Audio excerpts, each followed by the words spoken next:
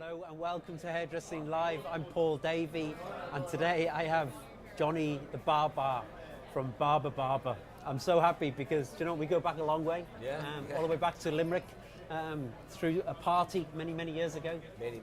Let's not get into that right now. No. Absolutely not. But look, I've watched you from afar for many years. I mean, my brother and I, we've been to the salons. You were not there actually at the time. And we've seen the Barber salons, and they've always been a big inspiration to us as well. I mean, I just love the decor, I love the aesthetic, I love the ambience, I love the dress, I love everything about it, the aesthetic of it. You know, where does that come from? I mean, where does all that Again, vibe? Yeah, the vibe. You know, I've been very lucky to get the opportunity to open Barber Barber. You know, obviously I started in Limerick. Started the old-fashioned way, sweeping the floor, making the tea, all that kind of stuff, you know. But a friend of mine actually, he was a customer friend, had a bit of property in Manchester. Yeah. And it was just at the turn of the barbering revolution, would you say, when social media started playing a big part of it. And my shop in Limerick started getting a lot of attention, you know, because it was a little shop above a chip shop. And it was like ridiculously busy. All the cool kids went there. You know, had a lot of the Munster guys coming in, and had a few footballers coming in, and there's a couple of guys from the telly like Pat Short and all those guys coming in. Wow, you know, so everyone was just kind of getting the hang of Twitter. You know what I mean? So somebody would come in, Twitter. You know, this is even like Instagram wasn't big at the time, and it grew from there really. And you know, I had this idea that the lads had to wear. I always was a big believer on dressing up to go to work. You know, you know, because as a barber, if you're telling someone how they should look, you know, or advising them, should I say, you know, you really should look good yourself, you know. So I didn't allow trainers, I didn't allow jeans, I didn't allow t-shirts, so everybody had to come in. So I ended up actually buying suits for the guys, you know what I mean? Very good. And at the time, you know, I didn't have a whole pile of money, you know what I mean? And to kit all my guys out in suits, fuck, it cost me a fortune. I'd say so, yeah. No, it's great. You know, and but you know what? Straight away, it changed everything. It was just how you looked, you know. So my friend said to me, "You really need to do this in the UK. You really need to do this in the UK, you know." And I didn't think much of it at the time. I said, you know, I had a successful business. You know, I had a child at school. I just had a new baby. Yeah. My wife just had a new baby, you know. And like, to say that to somebody, you should go to the UK. And I didn't think much of it. I said, Yeah. I went home and I said, Jesus, who is it today? I said, and he said he's got a unit in Manchester for me, and he said I should take it and open a barber shop. Yeah. I know she's just imagine though. Yeah, you know, yeah, you're married of course, on, you know, Jesus. you're in your, you know, your early 30s. How did the wife feel about that? You know what? Straight away she goes, that's interesting. No way. Wow. And you got the spot from your wife. You got the. It's weird, right? Yeah. So like, not to go too long away about it. Morgan is a very persuasive man, right? So I was down in Duns in Shannon, right? Because I lived in 6 Mile Bridge, okay? I was down in Duns in Shannon on a Sunday afternoon doing shopping, right? And the phone rang. It was Morgan on the phone. Yeah, I'm going back to Manchester Tuesday morning. I have your flight booked as well, so yeah, I'll collect you in the shop at 10 o'clock. So you're coming. That's it. I got off the phone and said, "Well, that was Morgan. He wants me to go to Manchester Tuesday morning." Yeah. Okay. Right, so off I went, and we had Barton Arcade was Morgan's building. He owned the building, right? Okay. And Barton Arcade is the most magnificent Victorian. Which one is it? Barton Arcade. Barton It's on Arcade, Deansgate, okay, right? okay, Deansgate is the main street. It's the O'Connell Street in Manchester. Okay? So it's beautiful Victorian arcade built in 1881, right? It was originally the first fashion boutique arcade in the UK in the 1800s. It had this lovely quaint little unit, 700 square feet, and he goes, "This is it, kid." Now, Morgan's quite a lot older than me, so he calls me kid, right? This is it, kid. I said, "Oh, okay." I used to be a travel agent. So he goes, "Yeah, we'd open it here." In his mind, it was already fucking done. Yeah. We'd open it here, it'd be great, lovely, right? I think you better tell Caroline. I said, "Okay." So went back home. I said, he's fucking serious about this stuff. You know what I mean? Yeah. So she goes, "Give it a shot." Because he had me convinced I could commute, right? He had me convinced, right? Listen, bud, you live in 6 Mile Bridge. Just go down and you get on the plane and you fly over. You'll be in the shop before 9 o'clock. You fly home at 7. You'll be in your front door having your dinner at 9:30 at night. And I said, yeah, all right, stupid, believed him, right? Anyway, fast forward 6 months, right? So then I started thinking, right? I've always had a fascination with old Vegas glamour, okay? Yeah. Fascinating. You know, the Sinatra eras and all that kind of stuff. So my main signature piece in Barber Barber is this big, massive mirror that stretches the length of the shop. Yeah. It's got light bulbs in it. Okay, yeah. The whole thing is just, it's like a dressing room. I've seen it, yeah, So it's amazing. that's my centerpiece. And so that would be cool. And I had about 10 different electricians looking and saying, nah, you couldn't do that without the bulb showing. And I didn't want the bulbs, I didn't want the fitting showing. So we got it bespokely made and the whole lot. You know, everything else kind of fitted in. You know what I mean? I had the chairs I had them in my shop in Limerick, so I brought them with me. I bought them in. Did you get rid of the shop in Limerick then? That comes on Okay. later. So I kept the shop. And originally Barber Barber was supposed to be one shop. Yeah. It was never supposed to be a brand. Yeah. You know. But from day one, it had something. It had something. I know what I had. I had 2 barbers. That's all I had in there. And I'm very, very anal in my attention to detail and stuff. You know, so you know they dressed well. And again, we're going back 5-6 years, but barbers didn't really dress well. Yeah, you know, barbers that's were in true, yeah. t-shirts, backward hats. You know what I mean? It was very, very. I don't want to say the word amateurish. Yeah, yeah. You know what I mean? But barbering has always been the poor nation of hairdressing. Yeah, you know? yeah. And I wanted to change that. Yeah. You know, I fully believe that once it's approached correctly, it can be taken as seriously as hairdressing. You know, and for right or wrong reasons. You know, I feel that it's a very, very good job. You know, it's a great industry. For all the wrongs, there's a lot of rights. You know, and so that was my idea, that I was going to kind of concentrate in service, concentrate in high-end pricing. I charged £26 at the time, which was, again, pretty unheard of for a man's haircut in a barber shop. It was pretty steep, you know. And But the reaction was phenomenal, it right? was unbelievable. You know, I have my views on how barbershops should be. You know, again, a lot of people don't agree with me on it. I've had a lot of negative press about it, but you know, all my stores are gentlemen only. I don't allow ladies wait in the shop.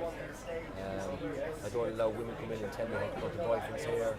Or, you know, I have zero tolerance for that. You know. Yeah. But what I do have is I've got a thing outside all the stores called the bird table, and it's tongue in cheek. It's called the bird table. They sit there. They don't have to sit there, but they're offered a seat there.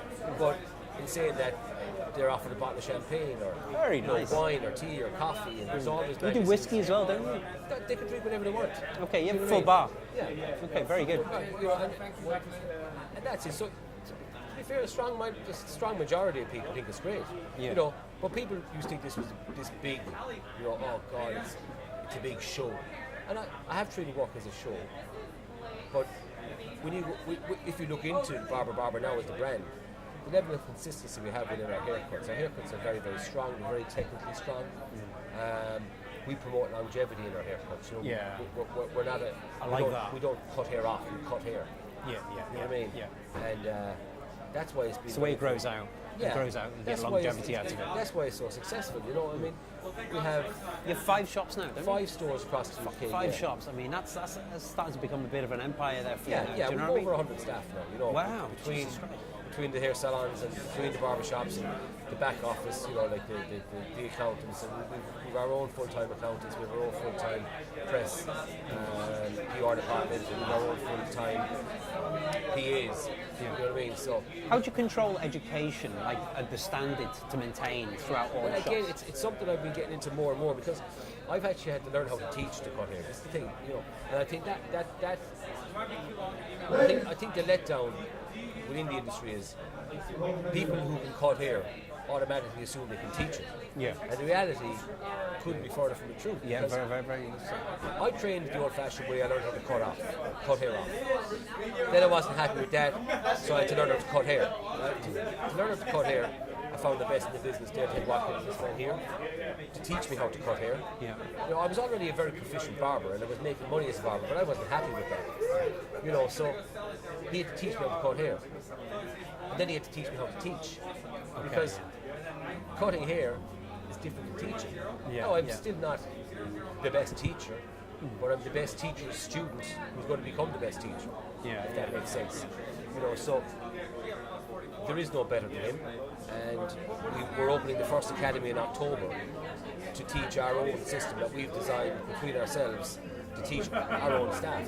Amazing. You know, because I spoke a little bit of it on stage a while ago. You know, when you go back to the 60s and the Sassoon era, you know, everyone says he changed the world with a pair of scissors, and that's true. You were from the Tony Guy background, and he built an even bigger empire by doing the polar opposite of Sassoon. Polar opposite, yeah. You know what but I mean? I always think there was room in the market for that. Of course because there was. Sassoons was dominant for all those years. But if you fast forward how many years now, you know, the TG brand, Bedhead, Tony and Guy, all this kind of stuff, it's exploded and it's a massive worldwide company. So the difference, should I say, what they have most in common, they both are systems. They're both completely different, but they both work. You know, systems work. That's why we created a system. It's pointless me being able to do a great haircut and talking about it in a non-descriptive way that I've done this, I've done that, and the other. That's no good.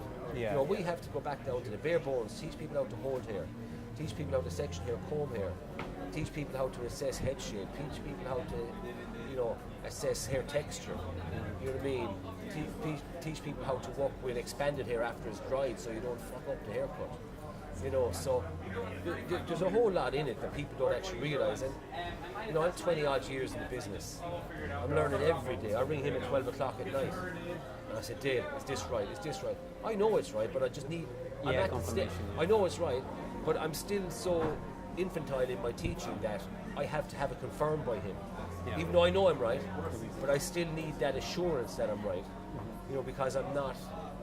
I wouldn't class myself as a teacher yet. I am firstly a businessman, or firstly a barber, secondly a businessman. You know, and to be the best teacher, I have to learn it. You know, nothing is a given, and if you don't learn it, then you can't teach it. So that's why I have to learn it. My God. Do you know what? We were chatting earlier on as well. You took over Tommy Guns. Yeah. And how did that come about? Again, Joe, it was a very strange thing. You know, I own a company called True Barber Products. Yeah. We're exhibiting here today, and I distribute American hair products. I import them into Ireland and then distribute them across the UK and Europe. It's a very, very good business. And I was at a different barber show. I won't say which one. Yeah. I go down with you, Sam. And I met this guy, and he just launched a really cool kind of. It was a high street brand called Johnny's Chop Shop. Yeah. So I just thought it was pretty fucking cool. Yeah. I had a chat with him about it, and turns out anyway, you know, it wasn't for me. It wasn't for my side. It was more high street. You know, it wasn't professional market. I just got chatting to him, and he goes, "You guys, I actually own Tommy Guns as well." I said, "Oh, geez, that's pretty cool." I said, I grew up reading about it, and I thought it was great. Yeah. You know, and that was it really. I shook his hand. I gave him my phone number. You know, to be polite about the product. You know what I mean? Oh, listen, yeah, here's my phone number. Give me a buzz in a couple of weeks, whatever. And I was at Winter Wonderland with my wife and my son, and I was coming back up to Manchester on the train, and I got a phone call. He goes, "Oh, hi, Johnny, it's such and such a guy here." I said, "I know, man. Listen, I'm going to cut to the chase. I'm thinking of selling Tommy Guns." And I got really excited, but I tried to not be excited. Yeah. I said, "All right, yeah." I said, "Well, you know yourself now, the market we're in, you know, I literally shit on him, really." Yeah. I could not. I hung up the phone, I was to my wife, "Oh my God, Tommy Guns up for sale, Tommy Guns up for sale, I'm going to buy it. But originally I was going to buy it and turn it into Barber Barber. It's the site I wanted. Yeah. You know, 65 Beak Street, W1. You know, A1. Yeah. You know, best street in London, I think. You know. And there was another one in Shoreditch. And I already have a barber shop in Shoreditch. So I thought, right, okay, what am I going to do here? Okay, I'll turn Soho into a Barber Barber, and a Barber Barber Soho. I'm not too sure what I'm going to do. I had an idea of turning into a kind of a theme, you know, 1940s barbershop thing up in Shoreditch. But as the weeks and weeks went on, you know, before the meeting, I arranged a meeting with my accountants and my partner, and we were going to get down and see. Basically, he was saying it was worth one thing, we thought it was worth another thing, and we were going to come and meet in the middle, right? So, but whatever way I thought of it, I couldn't get the name Tommy Guns out of my head. Yeah. You know what I mean? It was, And I said to my partner, I said, listen, man, I think we should give this ladies' hairdressing a shot. You know? I said, I don't fucking know that boy. I said, I know. I said, but I know people who know. You know, so I've got an amazing team there. You know, headed up by Andrew Gilbert, who is probably one of the finest technical haircutters in the world. I've got Jason Hogan in there as head of colour, who again started his career with Josh Wood. You know, he was the head of colour for Josh Wood in the atelier. You know, so again, it's you have great people around you. Great people around there. Yeah. You know, it's early days because we did a full refurb. We got rid of 99.999% of the old staff because I believe the brand had gone very, very stale. And so we're giving it a bloody good shot, really. You know what I mean? I tend to stay away from there. And how long do you have it now? I have it 4 months now. 4 months? Yeah, okay, yeah. Very good. Yeah. It's good. I mean, I have it actually 7 months, but it's only relaunched 4. Okay. You know what I mean? So it's really cool. You know, it's again, it's not my world. You know, but it's definitely part of my portfolio building. You know what I mean? Because I believe to have a full portfolio, you have to tick all the boxes. You know, so that's what we're doing, really. You know. Do you know what? You're possibly one of the busiest minds around now at the moment. Yeah. With all of that going on. My brain is going, my God, you must have so much on at the moment. You've got the products, the distribution, you've got the barbers. Yeah, you just the take product thing I'm lucky because it runs from Ireland. I concentrate on what I'm good at. What I'm good at is standing behind a chair in the barber shop, believe it or not. So how often are you in the barber I cut hair every single day. Every day? Every day. 5 days a week? 5 days a week. Okay. Every single day. I love it. It's it's where I'm happiest. You know, I mean, I love the stage shows and I love it. It's brilliant. But you know, for me, it's what you love. I'm a barber. You know what I mean? I'm a barber who got fucking lucky, man. That's what I am. You know, I think I'm the best shopkeeper in the world. I think if you had to describe me, that's what I would call myself. I'm a shopkeeper. Are you good at business? Obviously you are. Yeah. Clearly. Again, you know. Did you have a formal background in business? Or? No, not at all. No. I was never very academic. But I'm driven. I'm very, very driven. I've got you know the your right figures people though, around me. and you know. Yeah. I've always said, you know, I love money and I hate numbers. Yeah. You know, but I've got great accountants. I've great people around me. I know what's going on. I've always known how to make a pound. You know? But do I see myself ever sitting behind that desk now? I couldn't. I'd rather, you know, I made the decision 2 years ago, that we're going to have to, I could rape the business, you know, take all this money out and, you know, around being a flash Harry, or I could be very clever with it. I decided, to get really good accountants. You know, I had a good accountant, but I needed really good accountants. You know, so I got them. And then I had, you know, this crack of, you know, getting a phone call from one of the shops. Johnny, the sink is broken. I don't give a fuck what the sink is broken out. I don't want that. You know, I want to be told the sink is fixed. So I comes away with the solution. Now I have an operations director who handles all that, and that's his job. And you know, you get these brown letters in the door with her at HM, Revenue and Customs. I don't want them. Send them to the accountants. So now I have tax advisors, I have 2 accountants, I have a bookkeeper. You know, that once a week I meet with every one of them, you know, and this is what's going on, this is what needs to be paid, this is paid, that's pending, that needs to be paid now, that needs to be paid fucking yesterday. You know what I mean? And that's it. So it's about making that call. Do you take a lot of money at the start? You know, what I learned a long time ago was, you know, every penny that comes into that tin is not yours. And luckily I made that mistake very, very young. I was 23 when I opened my own first shop. And I like to think I've made those silly mistakes. Obviously I still have mistakes to make, but I definitely did the silly one early. That was forgetting about that 20%, that magic 20%. You know, in Ireland I'm not sure what Ireland is now, is it 13.5? Yes, 13.5. Right, in England it's 20%. Yes. Right? So you have that magic 20% that just flows in. That's always there. Right? And when it comes in, minus 20%, 20%. And you keep putting it away. If you don't, you're fucked. Because the thing is, you know, especially with Brexit coming in and all that kind of stuff, you know, they say in Ireland you can only milk the cows that come in from the field. You know what I mean? And that's what's going to happen is, when Brexit kicks, they're going to start dragging them. They're going to drag the cows in from the field because they're going to need a pound of flesh. And hairdressers, you know, by nature brilliant business people. I know some of the greatest hairdressers. I know. And they have never ever, you know, they still live in the small houses, and they still, you know, they still drive a great car though. They wear great clothes. You know what I mean? But the reality is, you know, if they broke their hand, would they be okay in 6 months? That's the way I got to think like that. You know, I brought my wife and my children over from Ireland, you know, to live in the UK. You know, I want to make sure that whatever happens to me, that I've built a solid foundation, that the business will grow without the business doesn't need me. You know, and that's what we've tried That's to do. actually the ultimate goal, isn't it? It is, It can run with or without you. Yeah. Again, it's a long Say way if away. you did, you know, you broke your hand, you couldn't work for 6 months. Can you shouldn't survive on that? Yeah? It shouldn't matter. No, it shouldn't matter at all. And that's a good business. That's a very, very good business to have. Yeah. You know? But listen, I'm going to let you go because I know you're going to have a few drinks, no doubt. No? I actually don't drink, would you believe? Do you not drink? Nope. No. Do you not? I quit drinking maybe 7 years ago. Yeah. Did you? Again, it was a decision I had to make. You know what I mean? Do I work or do I drink? I like to drink. I love to drink. Yeah. I love to a bit too much, if I'm honest. Yeah. You know, so.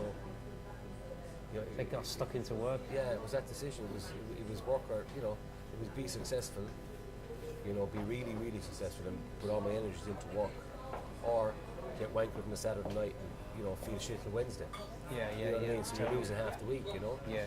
It was something I couldn't really do. You know what I mean? I did like it a bit too much, so I knocked it to head. My God. You know, so. Well, congratulations anyway to that. My God. Listen, thank you very much for joining us. Thank you, brother. Johnny Barber, everybody. Thank My you. God, thank you so much for spending your time anyway with Great. us now. Loved And it. how long are you here for now? I'm going back to UK in the morning. In UK in the morning. Okay, very good. So thank you very much anyway. Okay.